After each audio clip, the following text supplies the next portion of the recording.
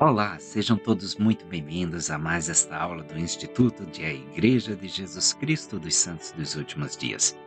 Eu sou o Gustavo Pedrosa e essa semana estamos juntos estudando das sessões 46 a 48 de Doutrina e Convênios.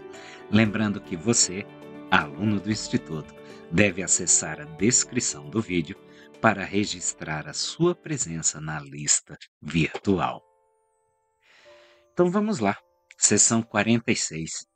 Em Kirtland, então, 8 de março de 1831, um dia após receber Doutrina e Convênios 45, o profeta Joseph recebeu mais duas revelações que agora também estão contidas em Doutrina e Convênios, sendo elas a seção 46 e 47.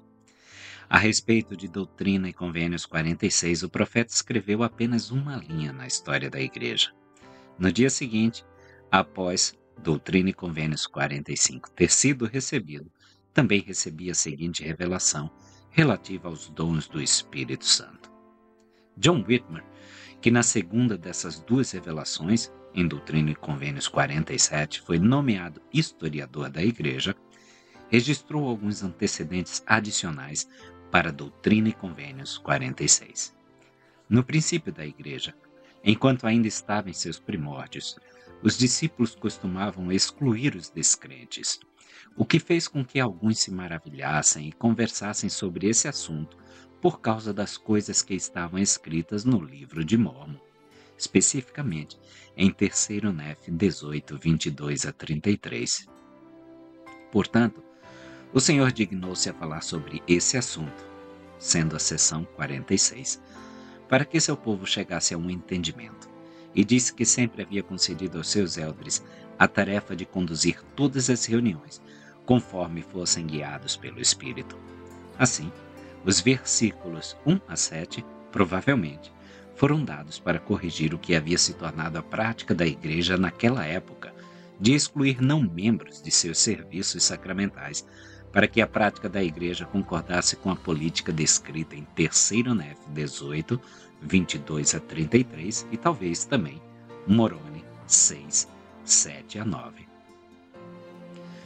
Como as reuniões da igreja sempre deveriam ser conduzidas de acordo com as inspirações do Espírito, era necessário ajudar os santos a reconhecer a influência do Espírito Santo e também a distingui-la de espíritos falsos e contrafeitos. Naquela época, como agora, algumas denominações cristãs buscavam e recebiam manifestações do Espírito que eram bastante questionáveis e que às vezes levavam a comportamentos bizarros ou chocantes. Tendo sido convertidos ao Evangelho restaurado a partir de origens carismáticas, alguns santos de Kirtland eram particularmente propensos à influência desses espíritos falsos e seus dons. Aqui na seção 46, o Senhor esclarece aos santos de Kirtland a natureza e os propósitos dos dons genuínos do Espírito Santo. Versículo 1. Escutai, ó povo da minha igreja, pois em verdade vos digo que estas coisas foram declaradas para vosso proveito e instrução. Então toda revelação do Senhor é para nosso proveito e instrução. Não há nenhuma revelação que seja simplesmente para nos entreter, ou para nos divertir, ou para que o tempo possa ser passado. Não. Todas elas são com o intuito de nosso proveito e de nos instruir. Versículo 2. Mas não obstante as coisas que estão escritas, provavelmente uma referência àquelas escrituras do livro de Mórmon, sempre foi ordenado aos eldres da minha igreja, desde o princípio, e sempre o será. Lembrando, Hebreus 13:8, Jesus Cristo é o mesmo ontem, hoje e para sempre. Então o que ele fez antigamente, faz agora e continuará fazendo, porque ele é o mesmo. Dirigem todas as reuniões conforme inspirados e guiados pelo Santo Espírito. Versículo 3. Não obstante, tendes ordem de jamais excluir quem quer que seja de vossas reuniões públicas, que são realizadas diante do mundo. Todas as nossas reuniões são públicas, aquelas que são destinadas a serem públicas, como, por exemplo, reunião sacramental, reunião batismal e outros tipos de reuniões que nós temos. Versículo 4. Tendes ordem também de não excluir de vossas reuniões sacramentais ninguém que pertença à igreja. Não obstante, se alguém tiver transgredido, que não participe do sacramento, até que haja uma reconciliação. E isso é feito de acordo com a orientação do bispo, sem nenhuma participação dos membros. Tá? É o juiz de Israel que tem esse direito e dever de legislar nessa causa. Versículo 5. E também vos digo que não deveis excluir de vossas reuniões sacramentais quem quer que esteja sinceramente procurando o reino. Digo isso com respeito aos que não são da igreja. São os amigos da igreja que hoje podem adentrar em todas as nossas reuniões e receber esse mesmo conhecimento que nós estamos destilando para todos aqueles que são membros e que têm os convênios realizados. Versículo 6. E torno a dizer-vos, com respeito às vossas reuniões de confirmação, que se houver alguém que não for da igreja, mas estiver sinceramente procurando o reino, não o excluireis. De acordo com a nova diretriz, hoje, após cada batismo, nós fazemos a confirmação. Então, essas reuniões batismais e de confirmação, quando concedemos o dom do Espírito Santo, são públicas. Todos aqueles que quiserem assistir são convidados a fazê-lo. Versículo 7. Tendes ordem, porém, de em todas as coisas pedir a Deus, que dá liberalmente. E aquilo que o Espírito vos testificar, assim quisera eu que fizesseis em toda santidade de coração. Isso vale também para as nossas orações, quando nós estamos buscando orientação do Senhor. Tudo que o Espírito testificar, devemos fazer em santidade de coração. Não adianta buscarmos uma resposta pelo simples fato da curiosidade, de satisfazer essa curiosidade. O que o Espírito testificar, devemos fazer em toda santidade de coração, andando retamente perante mim, refletindo sobre o resultado da vossa salvação, fazendo todas as coisas com oração e ação de graças, para que não sejais seduzidos por espíritos malignos, ou pelas doutrinas de demônios, ou por mandamentos de homens. Porque alguns são de homens e outros de demônios. Muitas vezes nós podemos ter esse melhor julgamento anuviado por conta das nossas próprias intenções. São mandamentos de homens quando eu desejo fazer as coisas que meu coração pede, ao invés de estar aberto aos influxos do Espírito para saber o que o Senhor deseja. E algumas vezes são influência maligna mesmo.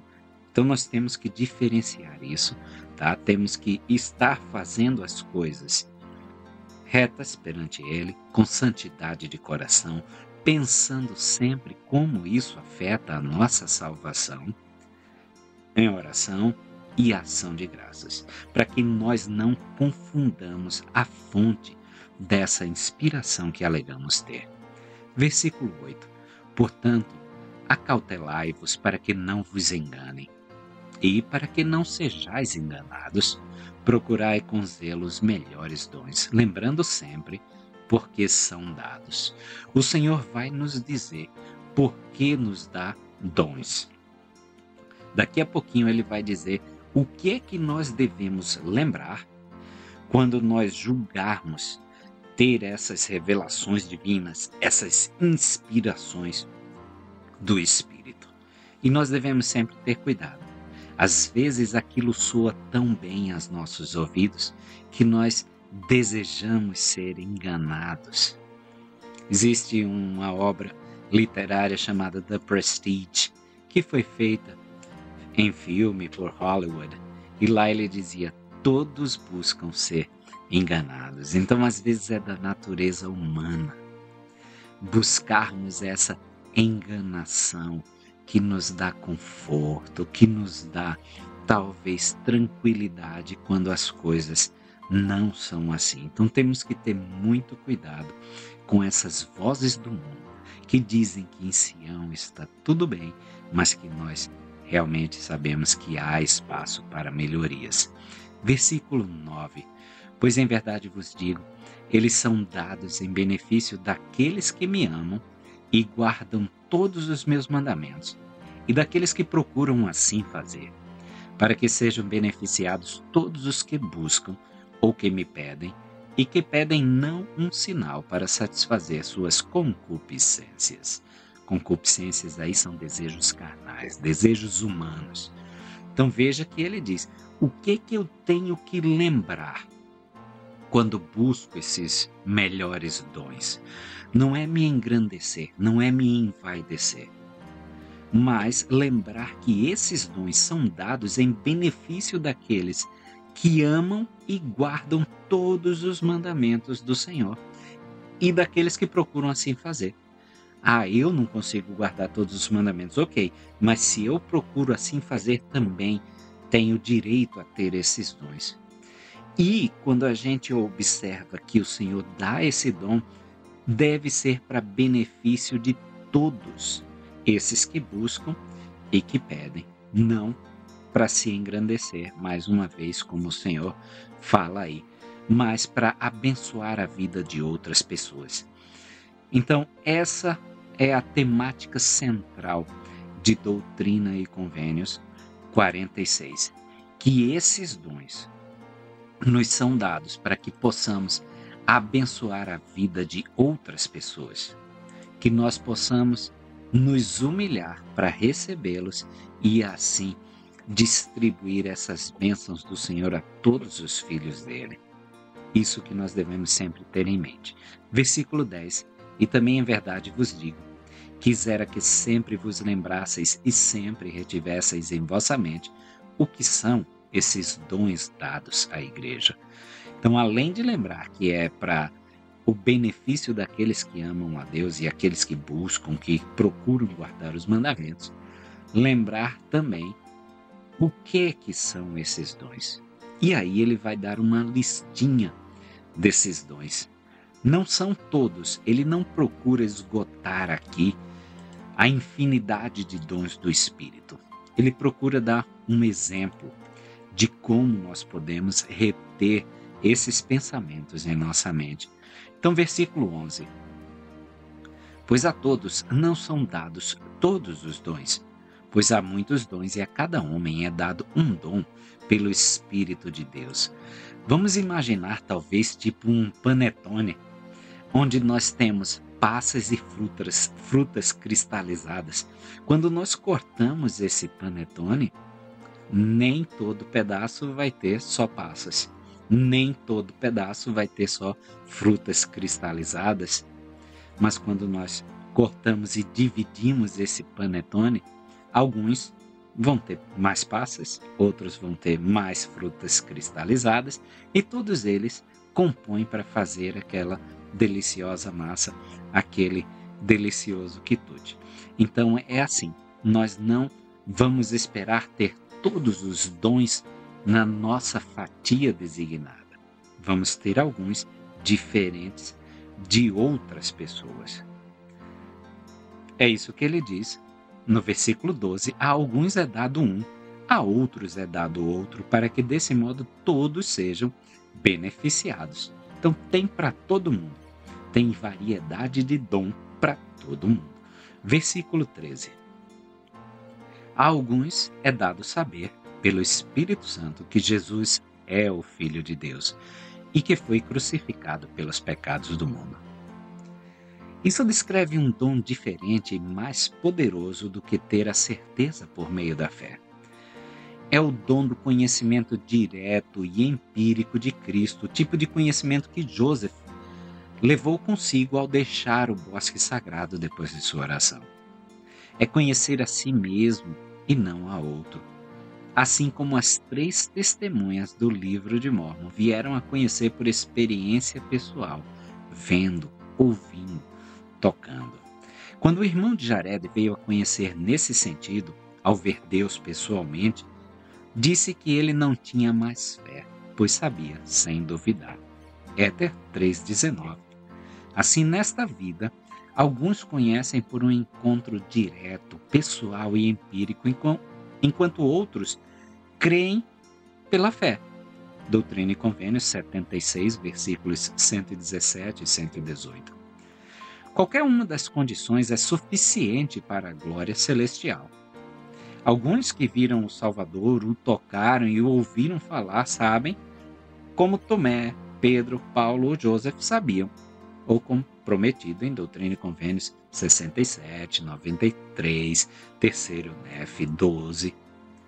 Esse conhecimento pessoal vem por meio do Espírito Santo, cuja presença sustentadora por si só torna possível a obtenção desse conhecimento.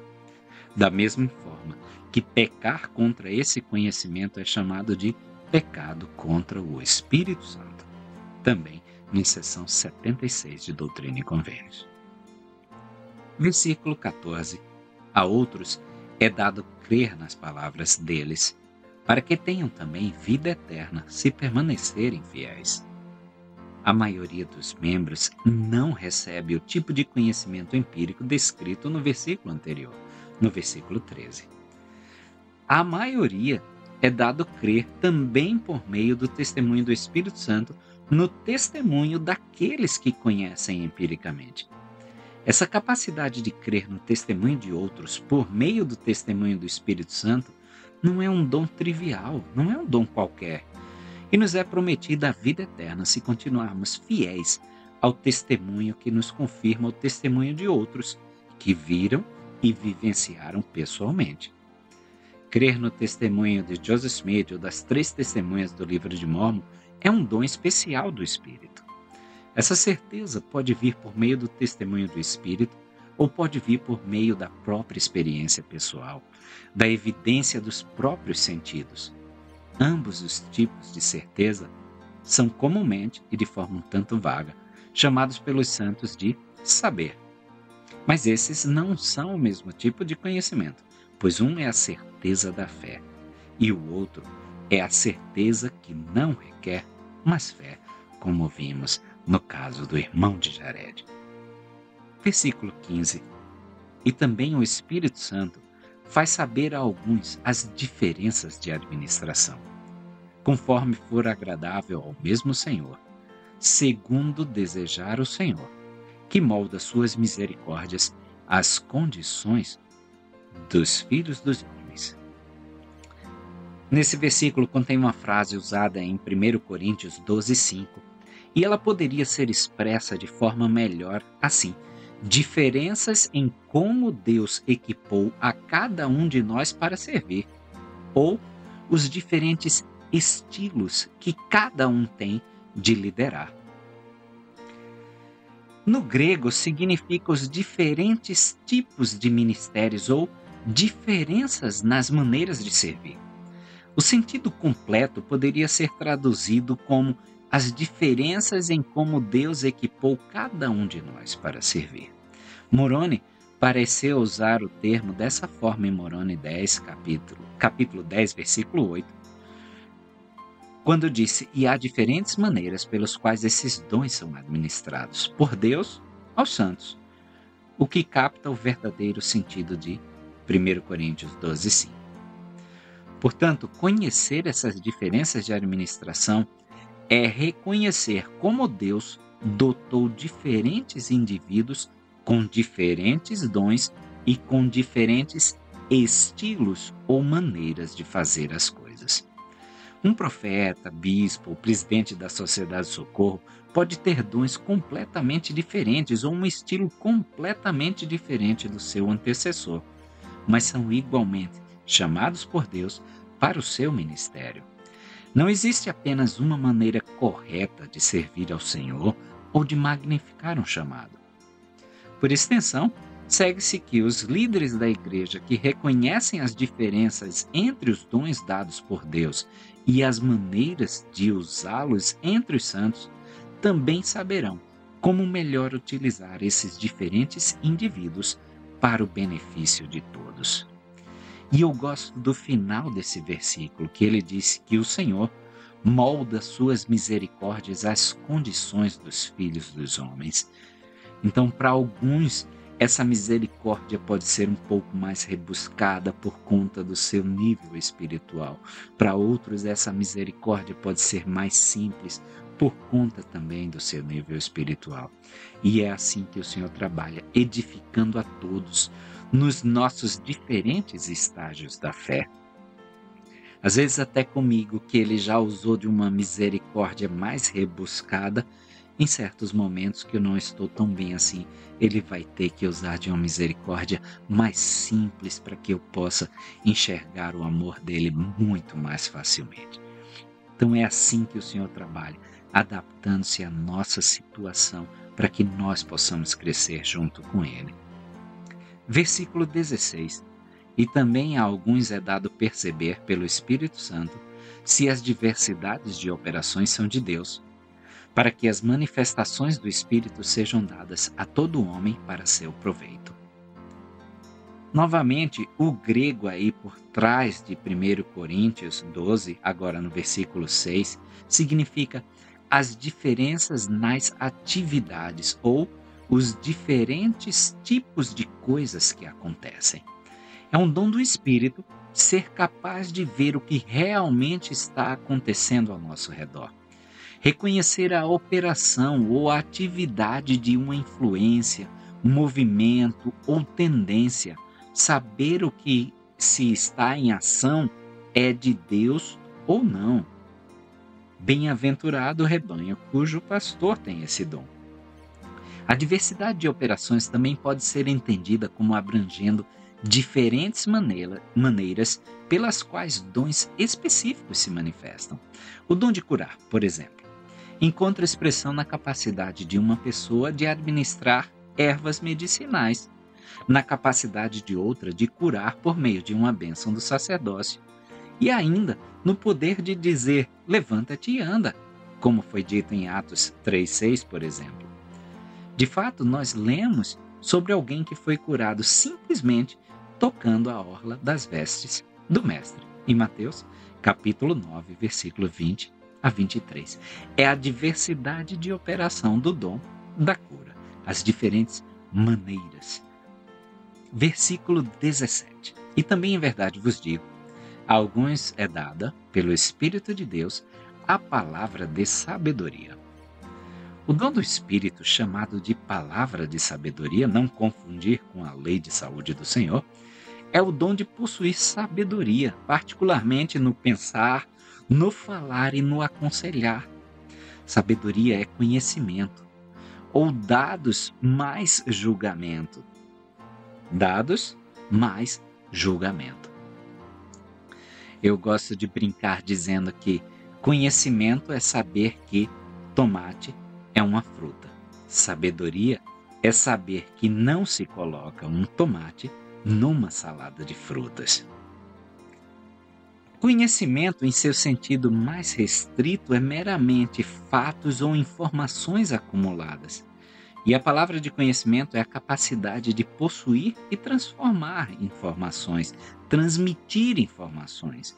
Mas a palavra de sabedoria é saber interpretar ou aplicar informações corretamente e com bom senso para o benefício de si mesmo e dos outros. Versículo 18. A outros é dada a palavra de conhecimento, que discutimos agora, para que todos possam ser ensinados e serem sábios e a terem conhecimento. E também a alguns é dado ter fé para serem curados. Espera-se que todo membro da igreja tenha fé suficiente para ser curado e que todo portador do sacerdócio de Melquisedeque tenha fé suficiente para utilizar o poder desse sacerdócio para curar os enfermos. Dizer que alguns têm o dom de ser curados e outros o dom de curar é dizer que eles têm um poder que vai além daquele conhecido pela maioria dos santos. Supõe-se entre alguns que quanto mais elevado o ofício que alguém ocupa no sacerdócio, maior a bênção que pode conceder. Isso não é verdade. Para ilustrar esse princípio, Brigham Young disse que era constantemente assediado por pessoas que lhe perguntavam se ele viria e daria uma bênção. E ele dizia: "Eu só vou ocasionalmente, porque é privilégio de todo pai, que é ancião em Israel, ter fé para curar sua família. E se ele não o fizer, não estará vivendo à altura de seu privilégio. É igualmente razoável que ele me peça para cortar sua lenha e sustentar sua família, pois se ele próprio tivesse fé, me pouparia o trabalho de deixar outros deveres para atender ao seu pedido." Versículo 20: "E a outros é dado ter fé para curar." Versículo 21: "E também a alguns é dada a operação de milagres, e a outros é dado profetizar." E aí, eu gostaria que vocês lembrassem do espírito de profecia. Apocalipse 19:10 é o testemunho de Jesus Cristo. Então, a outros é dado professar esse testemunho de Jesus Cristo no estrito senso da palavra. Versículo 23: "E a outros o discernimento de espíritos." As palavras gregas de 1 Coríntios 12:10 significam a capacidade de julgar entre espíritos. Em outras palavras, esse dom do espírito é a capacidade de dizer se um espírito é de Deus ou não. O profeta Joseph Smith, ele disse certa vez que nada é maior dano aos filhos dos homens do que estar sob a influência de um espírito falso, quando pensam ter o Espírito de Deus. O dom do discernimento de espíritos protege aqueles que o desfrutam.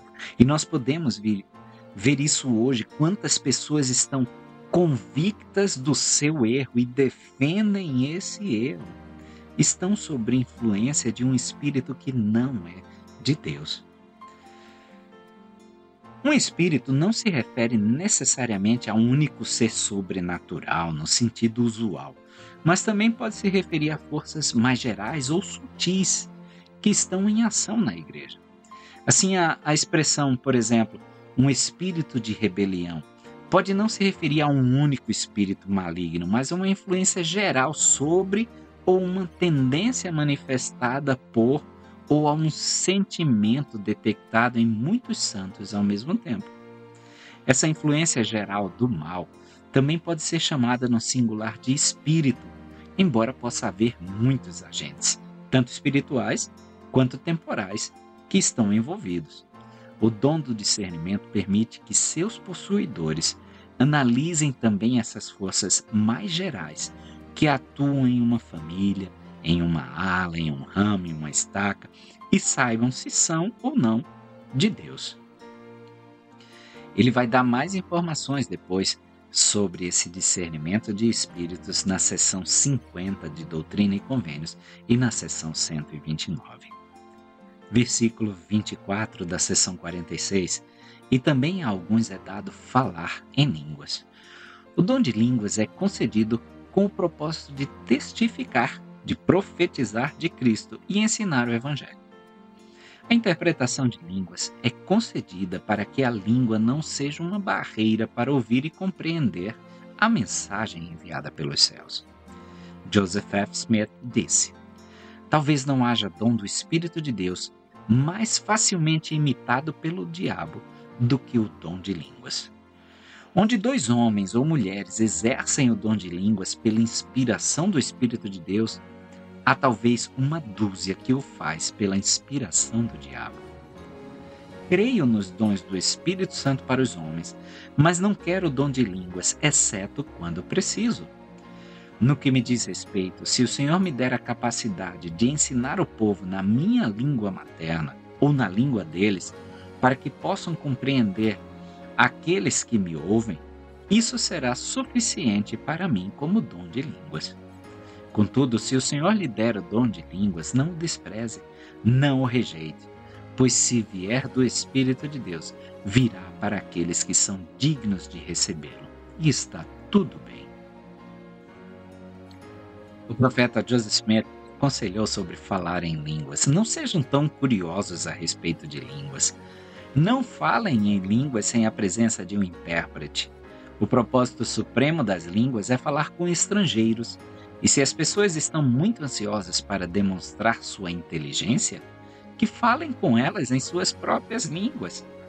Os dons de Deus são todos úteis em seu devido lugar, mas quando aplicados àquilo que Deus não pretende, tornam-se uma injúria, uma armadilha e uma maldição em vez de uma bênção.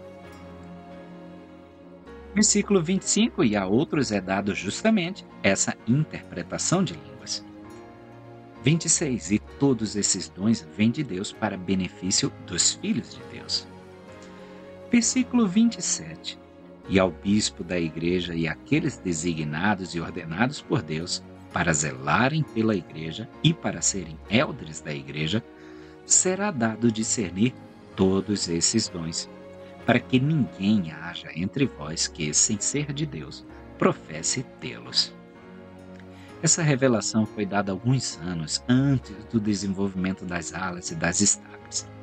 O bispo mencionado aí seria mais ou menos equivalente ao bispo presidente de hoje. Da mesma forma, a referência aos eldres seria aqueles que ocupavam os cargos de presidência. A ideia é que aqueles em cargos de presidência devem ser capazes de discernir esses dons legítimos de Deus dos dons falsificados, comuns à religião falsa, e disciplinar e direcionar o uso adequado dos dons dados por Deus aos santos. Essa era a função deles. Versículo 28, e acontecerá que aquele que pedir em espírito, receberá em espírito. É assim que a gente consegue atingir o pedir e recebereis. Pedindo em espírito, receberemos neste mesmo espírito. 29, para que a alguns seja dado possuir todos esses dons, para que haja uma cabeça, a fim de que todo membro se beneficie com isso. O presidente da igreja não apenas preside todos os membros da igreja, mas também todos os dons que lhes foram dados por Deus para auxiliar na edificação de seu reino terreno. Sob a direção do profeta, inúmeros chamados são feitos para que esses dons sejam utilizados na pregação do Evangelho e a todas as nações dos povos da terra, e no ensino e fortalecimento daqueles que já estão na igreja. Versículo 30. Aquele que pede em espírito, pede de acordo com a vontade de Deus, portanto é feito como pede. Versículo 31, e também vos digo, todas as coisas devem ser feitas em nome de Cristo, tudo aquilo que fizerdes no Espírito. Então, tudo que for feito no Espírito é pelo nome de Cristo. Esse nome pode ter um sentido de autoridade de Cristo, ou até mesmo exaltação de Cristo, do nome de Cristo. Todas as coisas são para a glória de Cristo, principalmente aquelas feitas em espírito, não para nossa glória, não feitas em nosso nome, orgulhosamente. Versículo 32. E no espírito deveis render graças a Deus por todas as bênçãos com que sois abençoados. E deveis praticar a virtude e a santidade perante mim continuamente. Assim seja. Amém. É uma prática, virtude e santidade. E como toda prática, a gente às vezes vai errar, ele vai corrigir, nós voltamos a praticar e por aí vai. Nós devemos praticar, não dá para desistir. Não é porque eu quero tocar um piano, por exemplo, que no primeiro erro eu vou desistir ou vou deixar de ensaiar. Assim, nós nunca teríamos pianistas sobre a face da terra. Muito bem, agora que estudamos a sessão 46, passaremos à sessão 47. E ela foi recebida no mesmo dia que Joseph Smith recebeu a sessão 46. E essa revelação foi dirigida a John Whitman. Desde a época, então, de Adão e Eva, os santos foram instruídos a manter registros em seus assuntos espirituais e temporais, de suas revelações divinas e de sua história. Em nossa época, esse mandamento é encontrado em Doutrina e Convênios 21:1 e em várias outras partes. Adão, Enoque, Abraão, Moisés, Nefe, Mormon, Mateus, Marcos, Lucas, João e muitos outros obedeceram a esse mandamento de registrar suas atividades sagradas e as atividades seculares em benefício dos milhões que vieram depois deles. Desde o início da Igreja Restaurada, os registros também foram importantes. Martin Harris, Emma Smith, Oliver Cowdery, David Whitmer, Sidney Rigdon e John Whitmer serviram como escreventes ou secretários do profeta no registro dessas revelações, traduções, dados históricos ou outras informações. Mas parece ter havido uma dificuldade em manter um cara que registrasse permanentemente. E em 8 de março de 1831, um dia após o recebimento de Doutrina e Convênios 45, e no mesmo dia que foi recebida a Seção 46, menos de um ano depois da organização da igreja, o Senhor ele instrui a Joseph a chamar John Whitmer como historiador da igreja. Embora Oliver Cowdery já tivesse servido nessa função em meio período, John Whitmer é geralmente considerado o primeiro historiador permanente e em tempo integral da igreja durante a restauração. John Whitmer já havia sido convidado a aceitar esse cargo algum tempo antes, mas, relutante, pediu a Joseph que perguntasse se era a vontade do Senhor. E diz o seguinte: fui designado pela voz dos elders para manter o registro da igreja. Joseph Smith Jr. disse-me que eu também deveria manter a história da igreja. Eu preferiria não fazê-lo, mas observei que a vontade do Senhor fosse feita, e se ele assim o desejasse, desejo que ele a manifestasse por meio de Joseph, o vidente. E assim veio a palavra do Senhor. Em 9 de abril de 1831, John foi apoiado em seu duplo chamado, como historiador e registrador da igreja, por uma reunião dos elders em Kirtland.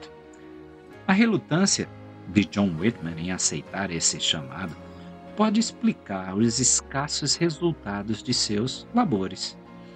Ele iniciou seus deveres, segundo seu próprio relato, em 12 de junho de 1831 e serviu nessa função, embora nem sempre com diligência, até sua excomunhão em 10 de março de 1838. Nesses 7 anos, ele produziu apenas 100 páginas de texto, 4 das quais foram arrancadas e perdidas.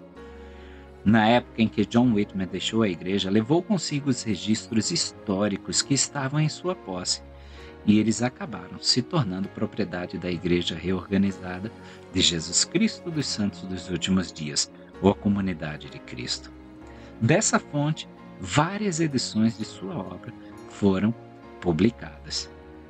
Doutrina e Convênios 69 também dá a John instruções adicionais sobre seus deveres como historiador da igreja. Versículo 1. Eis que me é conveniente que meu servo John escreva e conserve uma história regular, e assista-te, meu servo Joseph, na transcrição de todas as coisas que te serão dadas, até que ele seja chamado para outros deveres. Os registros históricos até aquela época tinham sido tratados de forma bastante irregular. E é por isso que foi chamado esse historiador regular.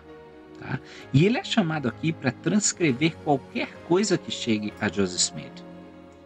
Certamente essa necessidade contínua de alguém escrevendo do serviço de John é atestada pela época desse chamado. Foi recebido no mesmo dia que Joseph e Sidney começaram a trabalhar na tradução de Joseph Smith do Novo Testamento. John transcreveu grande parte do manuscrito da tradução de Joseph Smith e também foi escrevente do projeto em algumas ocasiões.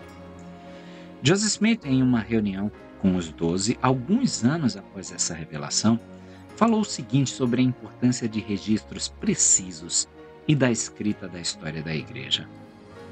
Se eu tivesse agora em meu poder todas as decisões que foram tomadas sobre importantes itens de doutrina e deveres desde o início dessa obra, não as abriria mão por nenhuma quantia em dinheiro. Mas negligenciamos a elaboração de atas dessas coisas, pensando talvez que elas nunca nos beneficiariam posteriormente, as quais, se as tivéssemos agora, decidiriam quase todos os pontos de doutrina que poderiam ser discutidos. Mas isso foi negligenciado, e agora não podemos prestar testemunho à Igreja e ao mundo das grandes e gloriosas manifestações que nos foram feitas com o grau de poder e autoridade que poderíamos se agora tivéssemos essas coisas para publicar. Já que os 12 estão agora escolhidos, desejo indicar-lhes um caminho que podem seguir e serem beneficiados posteriormente, em um ponto de luz do qual não têm conhecimento agora. Se, sempre que se reunirem, designarem uma pessoa para presidi-los durante a reunião e uma ou mais para manter um registro de seus procedimentos e da decisão de cada questão ou item, seja qual for, que tal decisão seja escrita e tal decisão permanecerá para sempre registrada e aparecerá como um item de convênio ou doutrina. Um item assim decidido pode parecer, na época, de pouco ou nenhum valor. Mas se for publicado e um de vocês o tiver em mãos posteriormente, vocês o descobrirão de infinito valor, não apenas para seus irmãos, mas será um banquete para suas próprias almas. Aqui está outro ponto importante. Se vocês se reunirem de tempos em tempos e começarem a discutir questões importantes e tomar decisões sobre elas, e deixarem de anotá-las, aos poucos serão levados a uma situação difícil, da qual não conseguirão se livrar, porque podem estar em uma situação em que não conseguirão usar sua fé com perfeição ou poder suficientes para obter a informação desejada. Ou, talvez, por negligenciarem escrever essas coisas quando Deus as revelou, não as considerando de valor suficiente, o Espírito pode se retirar e Deus pode ficar irado. E havia um vasto conhecimento de infinita importância que agora se perdeu. Qual foi a causa disso? Foi consequência da preguiça ou da negligência em designar um homem para ocupar alguns momentos escrevendo todas essas decisões. Aqui, deixe-me profetizar. Chegará o tempo em que, se vocês negligenciarem isso, cairão nas mãos de homens injustos.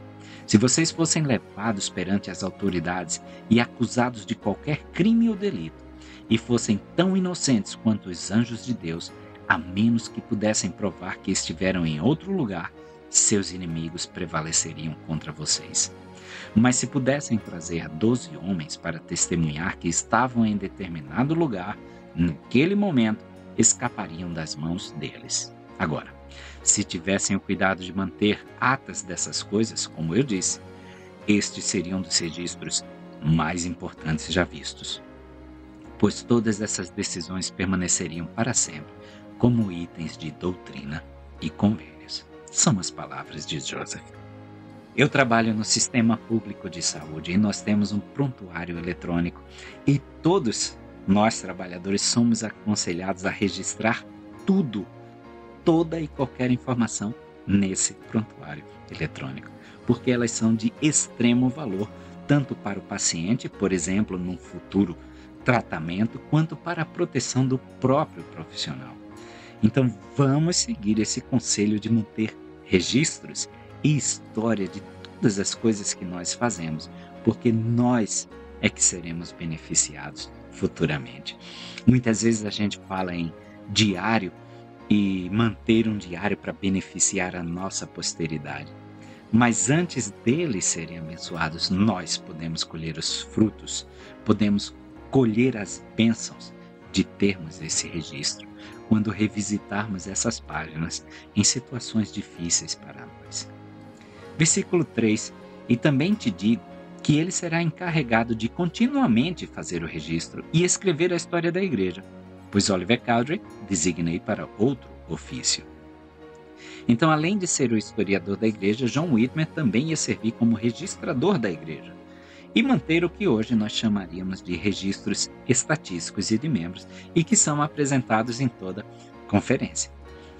E o outro ofício de Oliver aí se refere ao chamado de Oliver como segundo elder desta igreja, registrado em Doutrina e Convênios, seção 23, e como o líder da missão lamanita, em Doutrina e Convênios 28, Doutrina e Convênios 30, onde Oliver ainda estava servindo na época em que essa revelação foi recebida. E versículo 4 ele finaliza: portanto, se for fiel, se lhe há dado pelo Consolador escrever estas coisas, assim seja. Amém. Se for fiel, o Espírito estaria com ele, indicando tudo que ele deveria escrever e da forma que ele deveria escrever. Seção 48. Era início ou meados de março de 1831, profeta Joseph em Kirtland, Ohio, fazia menos de 2 meses. E a partir aí do final de março e durante abril e maio, centenas de santos de Nova York e outros do leste chegaram à região de Kirtland, obedientes ao mandamento e à promessa do Senhor, que foram dadas em Doutrina e Convênios 37 e 39. Esses irmãos do leste, tendo vendido suas próprias casas por causa do Evangelho, muitas vezes até com prejuízo, precisariam de um lugar para morar e esperariam pelo menos alguma ajuda de Joseph e dos santos em Kirtland.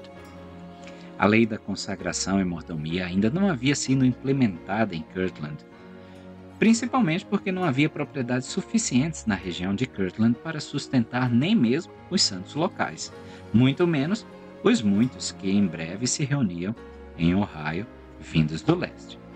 A questão era como prover para esses recém-chegados. Além disso, naquela época, ninguém tinha noção onde Sião seria construída. Mas, como Ohio havia sido designado como um local de reunião, muitos santos esperavam que Sião fosse estabelecida lá mesmo em Ohio. Os santos não sabiam se deveriam planejar permanecer em Ohio permanentemente ou se mudariam novamente em breve. Os santos recém-chegados deveriam comprar casas e fazendas na região de Kirtland ou deveriam alugar? A igreja deveria investir os fundos limitados em Ohio para comprar heranças para os santos recém-chegados ou conservar seu dinheiro para construir Sião em outro lugar? Essas perguntas levaram o profeta a indagar ao Senhor sobre o que deveria ser feito. Ao indagar como os irmãos deveriam agir em relação à compra de terras, escreve Joseph, para se estabelecerem onde finalmente estabeleceriam um local permanente, recebi o seguinte. E aí, seção 48. A revelação é interessante tanto pelo que ela revela, quanto pelo que ela não revela. Todos estão ansiosos para saber onde a cidade de Sião será construída. O Senhor não se precipita em responder. Sua resposta se limita ao momento imediato. Aqueles que chegam do norte do estado de Nova York são instruídos a comprar terras no leste de Ohio, conforme lhes parecer melhor. Versículo 1. É necessário que, por enquanto, permaneçais em vossas moradias, como convenha à vossa condição. Essa frase, por enquanto, usada 3 vezes nos 3 primeiros versículos, implica claramente que a permanência em Ohio não seria permanente. Como diz o ditado, para bom entendedor, meia palavra basta. E o Senhor repete, por enquanto, por enquanto, por enquanto. Mas em Doutrina e Convênios 51, o Senhor aconselhou os santos a agirem como se fossem ficar em Ohio por anos, e muitos ficaram. E em Doutrina e Convênios 64, eles foram instruídos a manter uma forte presença em Kirtland por pelo menos mais 5 anos, até que o templo de Kirtland pudesse ser dedicado. E se possuirdes terras, versículo 2, repartireis com os irmãos do leste. Quando os santos de Colesville chegaram ao Ohio, eles se estabeleceram no município de Thompson, pois Lehman Copley havia se oferecido para deixar os santos ocuparem suas terras ali. Em Thompson, eles seriam organizados sob a lei da consagração e mordomia. A seção 54 de Doutrina e Convênio. Os próprios Joseph e Emma viveram em alojamentos compartilhados ou emprestados durante grande parte de sua estadia em Kirtland. Versículo 3. E se não possuirdes terras, que eles comprem, por enquanto, nas regiões circunvizinhas, como lhes parecer bem. O Senhor sempre confia no nosso julgamento, pois é necessário que por agora tenham lugares para morar.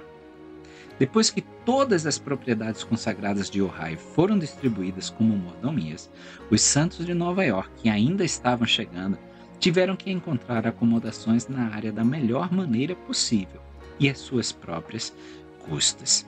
A gente já viu na seção 41 que ele já havia falado como lhe parecer bem, desde que guarde meus mandamentos.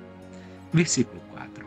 É necessário que economizeis todo o dinheiro que puderdes, e que obtenhais em retidão tudo o que puderdes, para que no devido tempo tenhais condições de comprar terras para uma herança, sim, para a cidade.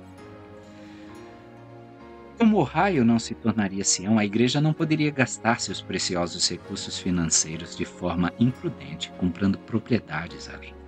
Os recursos financeiros da igreja deveriam ser conservados o máximo possível e complementados sempre que possível para a construção de Sião em um local ainda não revelado. A herança aí mencionada é uma porção individual em Sião, e a cidade é a Nova Jerusalém a ser construída na terra de Sião. Nossa porção em Sião é chamada de herança, porque os filhos fiéis de Israel a receberam por direito de linhagem como filhos de Abraão, a quem Deus prometeu uma terra santa para seus filhos herdarem, juntamente com as outras bênçãos prometidas a seus pais no convênio abraâmico.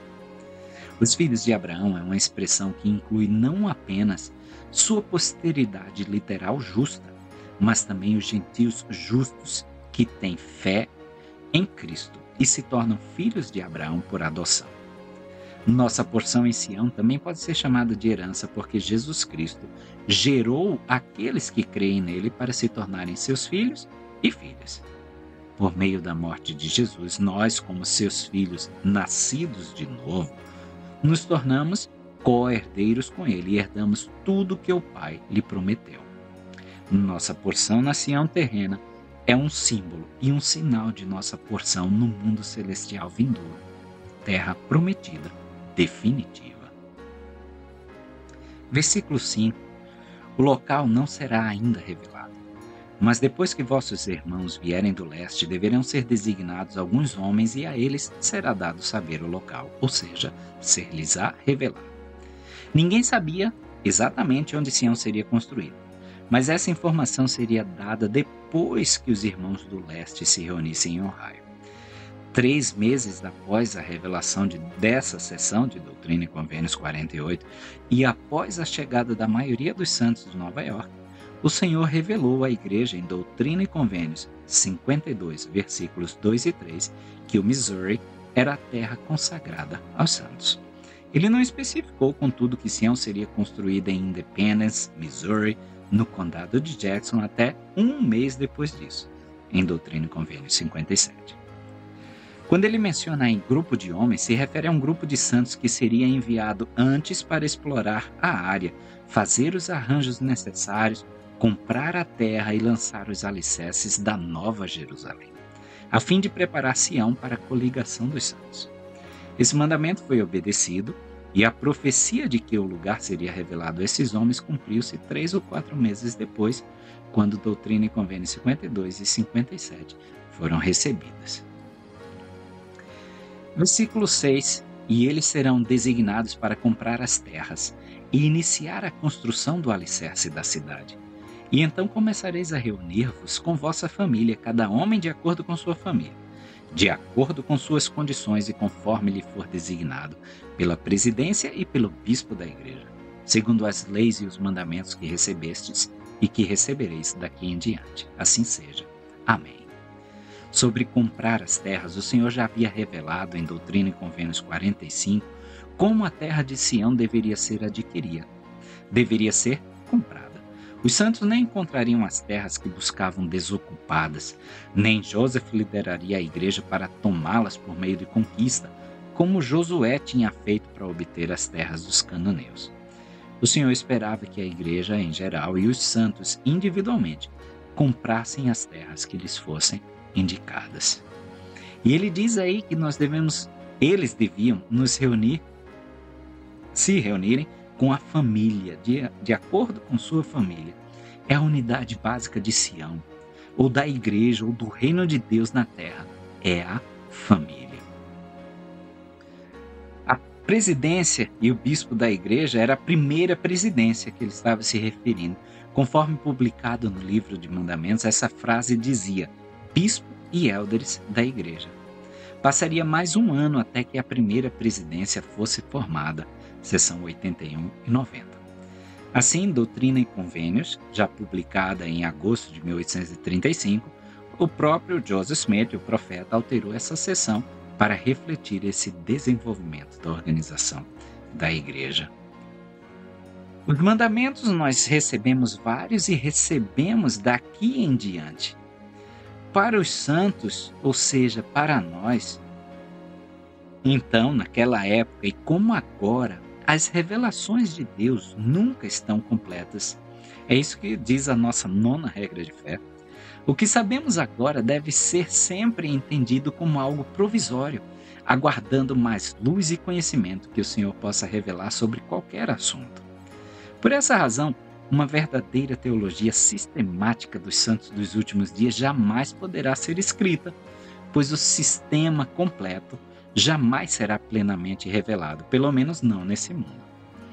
Os santos sabem que Deus pode a qualquer momento revelar muitas coisas grandiosas e importantes referentes ao reino de Deus nas palavras da regra de fé.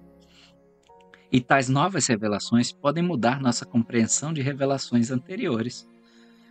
Portanto, os santos devem ser obedientes ao que já foi recebido e, ainda assim, permanecer flexíveis e abertos à possibilidade de novos insights ou de uma nova perspectiva recebida de revelações adicionais.